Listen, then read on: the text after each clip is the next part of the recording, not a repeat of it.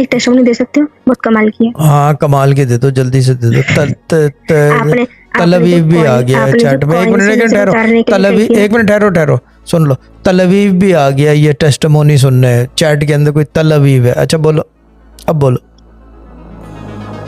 आपने जो कॉइन से नजर उतारने के लिए कही थी ना कि सिक्का जैसे गिरेगा टन से आवाज आएगी, नजर उतरेगी, सेम देन एंड देयर वैसा ही हुआ है। मुझे पता है वो ना, कॉइन वाली नजर उतारने बहुत सुपर असर कर गया। वो ऐसा सुपर असर और करता एक है, ये कि मर्तबा आपका आदमी बच सकता है उससे अगर सही तरीके से कर लिया जाए, जैसे कि मिस राशिद ने किया है। My process is proven, my methods do such में वर्क। पापा का कर सकती हूँ? नहीं, वो क्योंकि अच्छा बीमारी है ठीक उनको, है। वो ओके इंस्टेंट है वो करने का। वो ओके ये उसको चलिए। दवा मत बनाओ। जब भी मैं ये सब चीज़ें बताता नहीं हूँ, और लाइन काट दो इसी बात पे, ठीक है ना। ये सब चीज़ें मैं बताता नहीं हूँ क्योंकि लोग फिर उसको रगड़ रगड़ के फिर वो असर नहीं रहता। ये इंस्टेंट है ये काम, ये हर वक्त करने का नहीं है, ठीक है।